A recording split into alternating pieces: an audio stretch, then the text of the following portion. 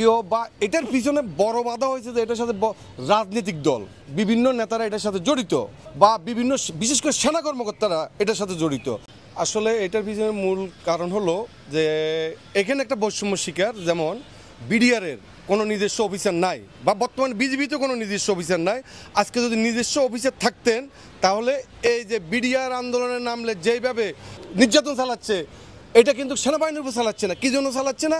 সেনাবাহিনী তাদের অফিসার আছে, তাদেরকে তারা সেভ করে নিচ্ছে, কিন্তু বিডিআর তো কোনো অফিসার নাই, তাদেরকে সেভ করার কেউ নাই। বিডিআরের একমাত্র আপনারা সাংবাদিকবৃন্দ ছাড়া এবং সুশীল সমাজ, ছাত্র সমাজ ছাড়া বা দেশের জনগণ ছাড়া কেউ নাই। তাই আপনাদের মাধ্যমে আমরা কথাগুলো উঠে ধরার চেষ্টা করি। বিডিআর আন্দোলন চূড়ান্ত পর্যায়ে আমরা স্বরাষ্ট্র উপদেষ্টা মহোদয়ের কাছে যাওয়ার পর উনি আমাদেরকে একটা তারিখ দিয়েছেন, 15 তারিখ সাক্ষাৎ করবেন, কিন্তু উনি কোনো ধরনের সাক্ষাৎ করেন নাই। এরপরে আমরা আবার আন্দোলনে নেমেছিলাম।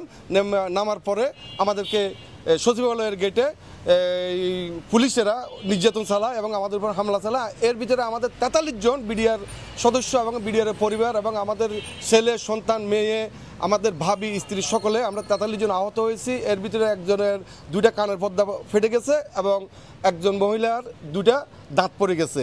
তো এরপরে আমরা এই পর্যন্ত আছি। বর্তমানে স্বাধীন তদন্ত কমিশন কী করে এই আশা আছি। তবে আমরা আর 2, 4, 5, 10 দিন দেখার পরে আমরা অবশ্যই বড় ধরনের একটা আন্দোলনে নামবো।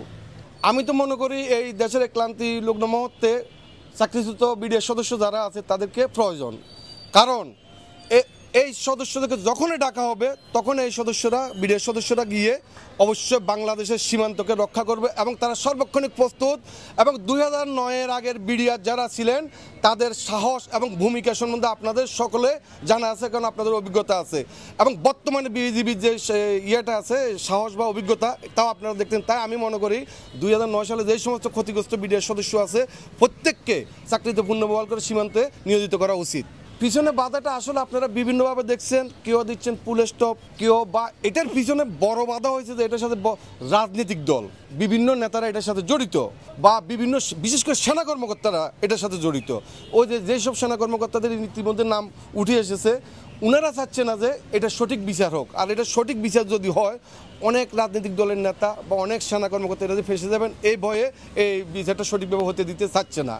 এটাই অবশ্যই আমরা বর্তমানে ছাত্র সমাজ এবং দেশের সচেতন নাগরিক এবং আমাদের সুশীল সমাজ বা প্রত্যেক আপনাদের সাংবাদিক মিডিয়া ভাই সকলের কাছে আমরা এটাই অনুরোধ করব, আপনারা আমরা মজলুম সংগ্রামে আপনারা এগিয়ে আসুন এবং আমাদের প্রতিটি মনের কথা এবং দুঃখগুলো আপনারা আপনাদের মিডিয়াতে প্রকাশ করলে অবশ্যই পুরো দেশ, জাতি, বিশ্ব জানতে পারবে।